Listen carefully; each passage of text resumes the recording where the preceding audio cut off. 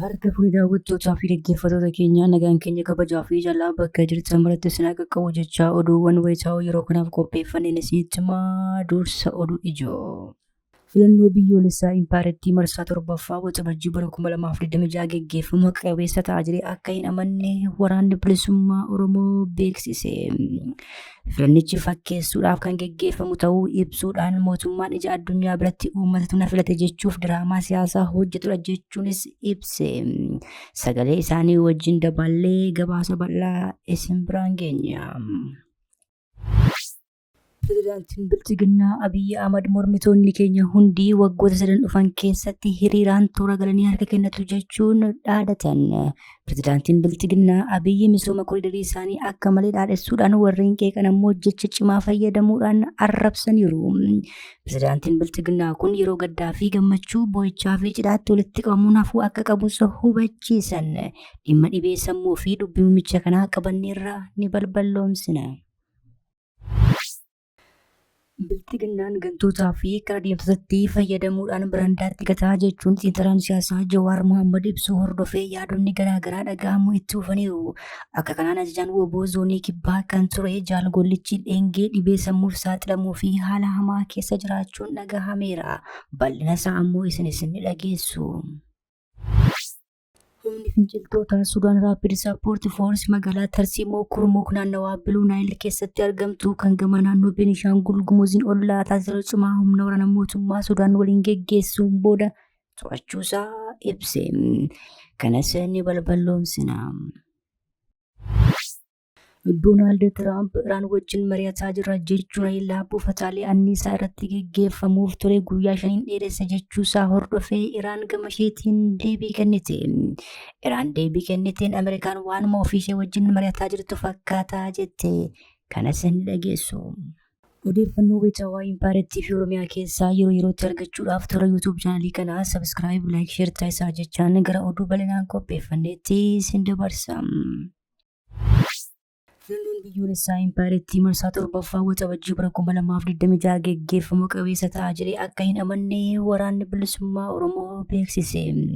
Filannichi fakkeessuudhaaf kan geggeeffamu ta'uu ibsuudhaan Bilchiginnaan ija addunyaa biratti uummatatu na filate jechuuf diraamaa siyaasaa hojjetudha jechuunis ibse. Bilchiginnaa wajjin hidhannoo lolatti kan jiru waraanni bilisummaa Oromoo maaliif waa'ee filannoo irratti yaada kennee filannichi akka hin geggeeffamne Oromiyaa keessatti danqaa itti uumuu danda'a jechuun BBC'n gorsa ajajaa olaanaa ABO woboo kan ta'an obbo Jireenyaa Guddataa dubbiseera. Obbo Jireenyaan akka jedhanitti mootummaan Itoophiyaa filannoo kana hawaasa addunyaa biratti ittiin fudhatama argachuuf malee filannichi tasumaa haqa qabeessa miti. Bilchiginnaan filannoo geggeessuu dhiisee isin waliin lola qabuu dura fixachuu qaba. Bilchiginnaan filannoo geggeessuu dhiisee isinii wajjin lola qabuu dura fixachuu qabaadhamoo haqa qabeessummaa filannicharraa yaaddoo qabdu jechuun BBC'n kan gaafate yeroo waraanni geggeeffamaa jirutti filannoo geggeessuun filannicha hiika akka dhabsiisu himu. Qondaalli woboo kun akka jedhanitti mootummaan Impaarettii boordii filannoo dabalatee miidiyaa fi dhaabbilee nageenyaa hunda to'atee harkaa qabaachuun filannichi kan uummataaf nagaa fidu mitis jedhu.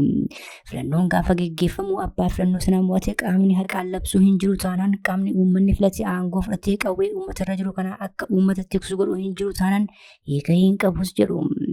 Filannichi kan uummataaf nagaa fidu miti, filannichi kan uummata hirmaachisus miti jechuun adeemsi filannoo amma jiru paartileen hundi akka amantaa irraa qabaatan kan taasise akka hin taanillee ibsaniiru. Haa ta'u garuu paartileen siyaasaa 47 filannoo marsaa 7ffaatti hirmaachuuf boordii filannoo Impaarettiitiin mallattoo ittiin dorgoman beeksanii qophii gochaa akka jiran ragaaleen bahan ni agarsiisu.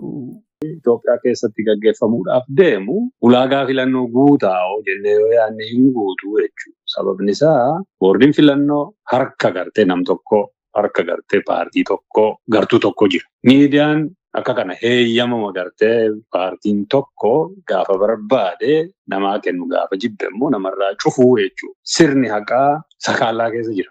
Farri kachachalummaa kachachalli Itoophiyaa keessatti aadaa sadarkaa sanatti jira jechuudha. Mirgi dhala namaa akkaataatti sarbamu waan Oromiyaa Sappoort Group baasuu fi gartee qaamoleen adda addaa baasan waanuma agarru jechuudha. Jiruuf jireenyi dhalli namaa lola keessa, waraana keessa haala jiru keessatti lola sana keessa akkamiin baana jetta malee maal filatta? mootummaa lola sirratti labsee si lolaa jiru. Gama kaaniin immoo addunyaa biratti mootummaan dimokiraatawaadha. Uummatatu na filee ani fudhatama nan qaba jedhee agarsiifachuudhaaf diraamaa hojjetu. Filannoo maaltu jira dhiiroo? Uummanni bilisa miti taanaan sirni filannoon gaafa gaggeeffamu haqaan abbaa filannoo sana moohatee labsu hin jiru taanaan. Qaamni uummanni filate sana ammoo aangoo fudhatee biyya bulchee qawween sabarra jiru kuni akka saba tiksuun godhu taanaan hiikadhaan qawwee jechuudha. Pirezidaantiin Bilchiginaa Abiyyee mormitoonni keenya hundi waggoota sadan dhufan keessatti hiriiranii harka kennuuf jiru jechuunis dhaadataniiru. Pirezidaantiin Bilchiginaa Abiyyee misooma koriidarii isaanii akka malee dhaadessuudhaan warreen qeeqan ammoo jecha cimaa fayyadamuudhaan abaaraniiru. Pirezidaantiin Bilchiginaa kun yeroo gaddaa fi gammachuu boo'ichaa fi cidhaatti walitti qabuun hafuu akka qabus hubachiisaniiru. Pirezidaantiin Bilchiginaa Abiyyi Ahmad ammas dubbii burjaajii uumuu fi wal'aanaa dubbachuu fi misooma koriidarii isaanii dhaadessuun itti fufaniiru. Erga aangoo qabatanii waggaa torba guutuu miidiyaalee walabaa fi addunyaa irratti dhiyaachuun gaaffii fi deebii taasisanii kan hin beekne pirezidaantiin Bilchiginaa Abiyyi miidiyaalee sirna isaanii faarsan qofaa irratti dhiyaachuudhaan holola sobaa afarsuu itti fufaniiru. Halkan edaa turtii televezyiinii qaanaa wajjin taasisaniin namoonni misooma koriidarii qeeqan dhibee sammuu qabu jechuun yoo arrabsan aadaan yeroo gammachuu fi gaddaa wal bira dhaabbachuu ammoo hafuu qaba jechuun ibsaniiru. ፊዚካሊ ጤነኛ ሆኖ አእምሮ ጤነኛ ካልሆነ ኮሪደርን የሚያክል ተአምራዊ ስራ ብልጭልጭ ይላል። ይሄ አእምሮ በሽታ እኮ ነው። እኔ ዘመድ ሲሞትብኝ ዓለም ዘመድ እንደሞተበት መታሰብ የለበትም። አንተ ሲሞትብህ እኔ ሰርግ ሊኖርብኝ ይችላል። ኢትዮጵያ ውስጥ ያለው ካልቸር ግን አንተ ከሞተብህ ምንም ችግር የለው፣ መንገድ ላይ ድንኳን ማስቀመጥ ይቻላል እና በቃ ከዛ ለቅሶ ውጭ ዓለም የለም ማለት ነው። ሽኝት ቦታም በሺዎች ነን። ያ ሺህ ሰው ተመልሶ ተሰልፎ ደግሞ ቀብር ቦታ ይሄዳል። ተሰልፎ ደግሞ ቤት ይመጣል። አሁን እንደነዚህ አይነት ያልተገሩ በጣም ኤክሰሲቭ የሆኑ ካልቸሮች ብዙውን የትራንስፖርት ሲስተም ያውካሉ። ሰርጋችንን ተመልከት። አንተን ያገባው አንተ ባገባው ሰፈር ሀገር ብሩ መረበሽ የለበትም። በሙዚቃ ትረብሻለህ፣ በመኪና ትረብሻለህ፣ መኪና ትዘጋለህ። Haa malee uummanni impaayirtii aadaa isaa keessaa tokko yeroo gaddaa fi gammachuu garaagarummaa tokko malee wal bira dhaabbachuudhaan wal jajjabeessuu fi walii wajjin gammaduun miira isaa waliin qoodaa tureera. Pirezidaantiin Bilchiginaa garuu kun hafuu qaba jechuun ejjennoo cimaan dubbachuun ammoo lammiilee impaayirtii hedduu biratti komii fi dheekkamsa guddaa kaaseera. Gama biraan pirezidaantiin Bilchiginaa kun namoonni misooma koriidarii qeeqan dhibee sammuu qabu jechuun dhagahameera. Xiinxaltoonni siyaasaa hedduun misooma koriidarii Abiyyitti dhaadatu kana bilicii mana shiishaa fakkaata jechuun qeeqaa turaniiru. Kunuutu kanaan jiru waraana dhumaa hin qabne impaayirtii keessatti kaasanii boombii akka bokkaa roobsanii guyyaa guyyaan lammiilee nagaa galaafachaa kan oolan sirni isaan geggeessan dhibee sammuu qabaachuun hafe namoonni bilicii qeeqan ulaagaa kamiin akkas jedhamuu kan jedhus gaaffilee hedduu kaaseera. Pirezidaantiin Bilchiginaa Abiyyee mormitoonni keenya hundi waggoota sadan dhufan keessatti hiriiranii harka kennuuf jiru jechuunis dhaadataniiru. Kattaa jabaataa irratti waan ijaaramneef abbaan fedhe yoo yaabee bu'ee nuyi bakkaa hin sochoonus jechuun dhaadatan.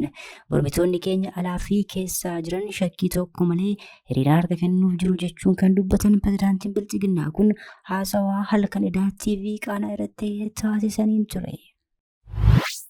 Bilchiginaan gantootaa fi karaa deemtotaatti fayyadamuudhaan birandaatti gataa jechuun xiinxalaan siyaasaa Jawaar Mohaammed ibsuu hordofee yaadonni garaagaraa dhagahamuu itti fufaniiru. Akka kanaan ajajaa waboo zoonii kibbaa kan ture Jaal Gollichi Dheengee dhibee sammuuf saaxilamuu fi haala hamaa keessa jiraachuun dhagahameera. Waggaa afur dura ajajaa waraana bilisummaa Oromoo zoonii kibbaa kan ture Jaal Gollichi Dheengee Bilchiginaatti harka kennachuun miidiyaalee sirnichaa leellisanii fi faarsan irratti yeroo muraasaaf erga mul'atee booda achi buutinsaa miila bakarwaaree ta'ee ture.